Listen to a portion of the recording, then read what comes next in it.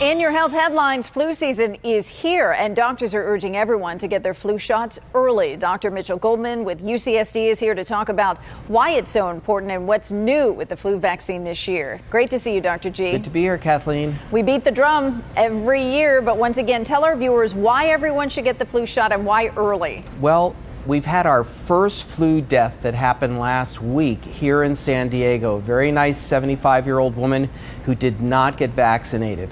Last year, 68 people in San Diego died of flu-related symptoms, and about 9,000 people had biology confirmed or laboratory confirmed flu. So the flu is real, the flu causes problems, the flu causes hospitalization.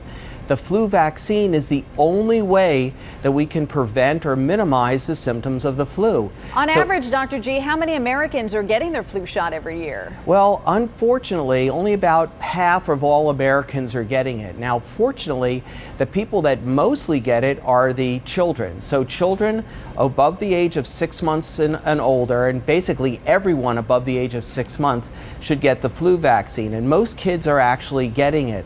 But pregnant women especially need to get the flu vaccine because they could have very serious complications. And if a pregnant woman gets her flu vaccine, when her baby is born, the baby is going to be protected. And that's when you want to make sure that your babies and infants don't get the flu.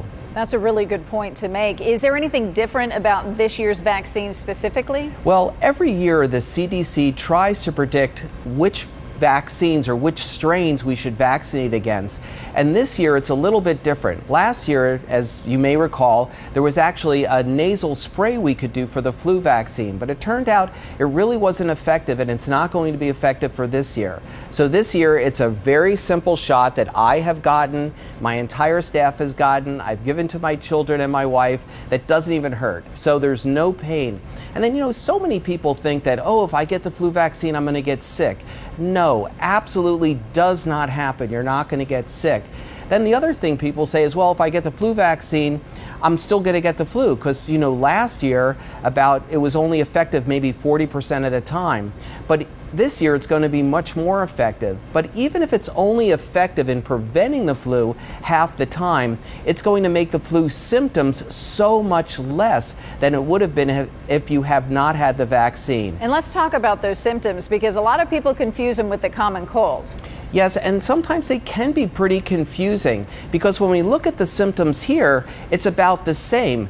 The difference is that you get more headaches and you get more tired or fatigue. So it's like having the common cold on steroids. It's having the common cold, but lots more body aches and headaches and fatigue.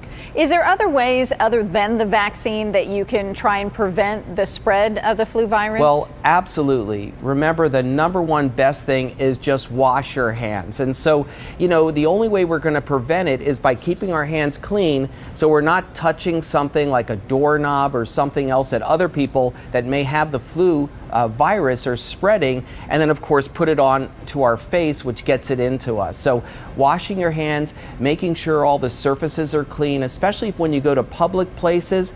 Try not to just touch everything in a public place. Handrails, buttons, in elevators, maybe use your knuckle or something else to try to do it. And when you are in a public place and you are touching lots of things that everyone else is touching, that's when it's important to wash your hands. All right, Dr. G, with the prescription to get your flu shot this year. Do it. Get it now. All right, thanks for being here, and I'll see you next week. Okay, Kath.